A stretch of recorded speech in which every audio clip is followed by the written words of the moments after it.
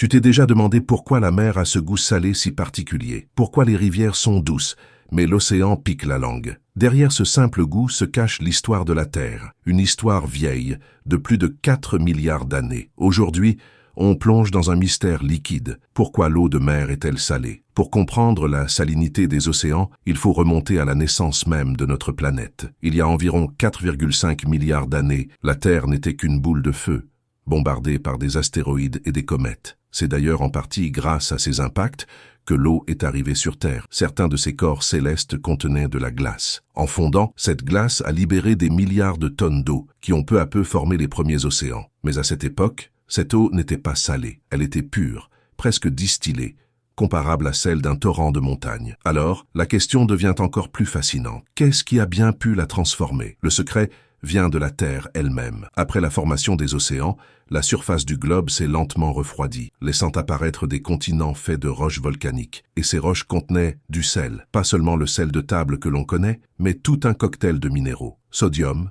chlore, magnésium, calcium, potassium. Quand la pluie tombait sur ces roches, l'eau, légèrement acide à cause du dioxyde de carbone présent dans l'atmosphère, rongeait la pierre. Ce processus, appelé érosion chimique, libérait les minéraux qui étaient alors emportés par les rivières vers les océans. C'est là que le grand cycle a commencé. La pluie dissout les sels minéraux des continents, les rivières les transportent jusqu'à la mer, l'eau s'évapore, mais pas le sel. Résultat, les océans s'enrichissent, lentement mais sûrement, en sel. Ce phénomène dure depuis des centaines de millions d'années. C'est pourquoi la mer est devenue salée, alors que les lacs et rivières restent doux. Ils se renouvellent beaucoup plus vite. L'un des grands responsables du goût salé de la mer, c'est le cycle de l'eau. Quand le soleil chauffe la surface de l'océan, l'eau s'évapore et forme des nuages. Mais le sel, lui, reste en bas. Imagine une casserole d'eau salée qui bout. La vapeur qui s'échappe est douce, mais ce qui reste devient de plus en plus salé. Ce même mécanisme agit à l'échelle planétaire,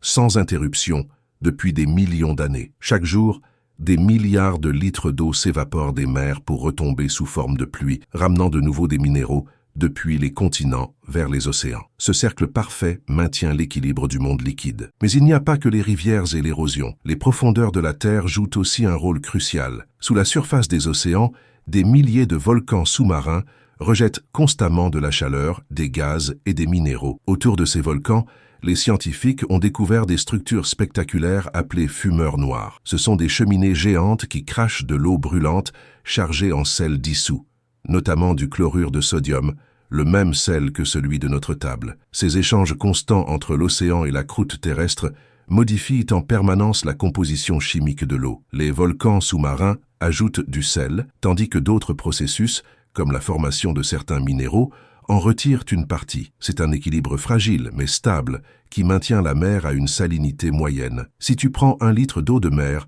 tu y trouveras en moyenne 35 grammes de sel. Autrement dit, dans chaque mètre cube d'océan, il y a environ 35 kilos de sel. Et si on pouvait extraire tout le sel contenu dans les océans, on pourrait recouvrir toute la surface de la Terre d'une couche de 150 mètres de sel pur. Mais attention, la salinité varie selon les endroits du globe. Dans les mers chaudes et fermées, comme la mer Rouge, l'évaporation est forte. L'eau est donc plus salée. À l'inverse, dans les régions polaires, la fonte des glaces dilue le sel. L'eau y est moins salée. Ces différences influencent les courants marins, la météo mondiale et même la vie sous-marine. Le sel n'est pas qu'un simple goût, c'est un élément vital pour les organismes marins. Il régule la pression osmotique, c'est-à-dire la capacité des cellules à échanger de l'eau et des nutriments. Sans sel, la vie marine telle que nous la connaissons n'existerait pas. Certaines espèces, comme les poissons d'eau douce, ne supporteraient pas l'eau salée, car leur organisme n'est pas adapté à un tel équilibre minéral. À l'inverse, les poissons marins ne peuvent pas vivre en eau douce. Leur corps est conçu pour évacuer le sel en permanence. Le sel, c'est aussi un conservateur naturel. Il limite la prolifération de certaines bactéries, ce qui a pu jouer un rôle dans la stabilité biologique des océans. Chaque goutte d'eau salée est en réalité une trace du passé. Les minéraux qu'elle contient viennent de montagnes érodées, de volcans millénaires, de tempêtes anciennes. Quand tu touches la mer, tu touches un peu l'histoire de la Terre. Les scientifiques utilisent de même la salinité des océans comme un outil pour comprendre le climat. Une mer plus salée indique souvent une forte évaporation, donc un climat chaud et sec. Une mer moins salée peut signaler une fonte des glaces ou une période humide. Ainsi, la composition de l'eau de mer agit comme un thermomètre naturel, enregistrés depuis des millénaires dans les sédiments marins. Imaginons un instant un monde où la mer ne serait plus salée. Les écosystèmes marins s'effondreraient. Les courants océaniques, qui dépendent des différences de densité entre eaux salées et eaux douces, cesseraient de circuler. Le climat mondial deviendrait chaotique. En somme,